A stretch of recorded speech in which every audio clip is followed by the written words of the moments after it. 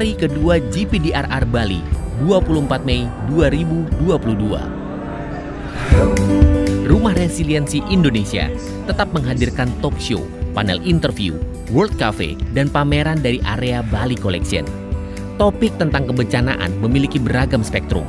Pada hari kedua ini, spektrum penanggulangan bencana yang diangkat adalah bencana ekologis, atau lebih banyak orang mengenalnya sebagai bencana iklim. Bencana iklim dipicu oleh pemanasan global, lantaran pertumbuhan penduduk berlebih, penggunaan transportasi pribadi yang tinggi, terutama di wilayah negara berkembang, menyebabkan konsumsi bahan bakar fosil terus meningkat. Penyebab lain adalah peralihan fungsi lahan menjadi pemukiman dan lahan usaha yang berdampak pada kerusakan ekosistem. Akibatnya, polusi, cuaca tak tentu, banjir, longsor, badai. Semua orang terdampak mulai dari orang tua hingga anak-anak. Di Indonesia, pesatnya pembangunan pemukiman penduduk meningkatkan bencana banjir karena daerah resapan hijau telah beralih fungsi. Kita tidak cukup bersahabat dengan alam, bahkan cenderung mengeksploitasinya. Dampaknya adalah kenaikan suhu dan keseimbangan alam terganggu. Es di kutub mencair dan matinya satwa.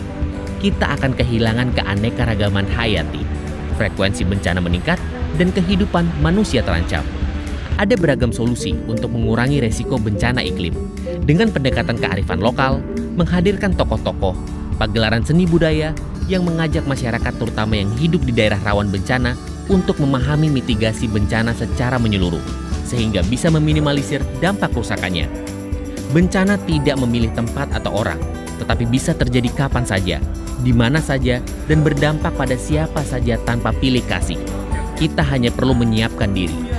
Dari sisi teknologi, mengaktifasi secara menyeluruh sistem peringatan dini dengan menggunakan teknologi mulai dari yang mumpuni sampai berbasis komunitas. Salah satu yang digarisbawahi pada diskusi hari ini adalah teknologi arsitektur tahan gempa menawarkan solusi yang akan menyelamatkan lebih banyak nyawa. Pendekatan pentahelix melihat bencana adalah urusan bersama. Ada regulasi, ada birokrasi di level pemerintah daerah, ada lembaga swadaya masyarakat, kelompok pemerhati bencana, dan ada dunia usaha sebagai bagian dari supply chain, terutama membantu pemberdayaan ekonomi masyarakat yang terdampak bencana. Hari kedua telah mengulas berbagai topik dan sudut pandang perubahan iklim. Di hari ketiga akan menjadi hari yang sangat spesial karena Rumah Resiliensi Indonesia akan dikunjungi oleh Presiden Republik Indonesia Joko Widodo. Akan semakin banyak UKM-UKM yang hadir, memberi warna berbeda di Bali Collection.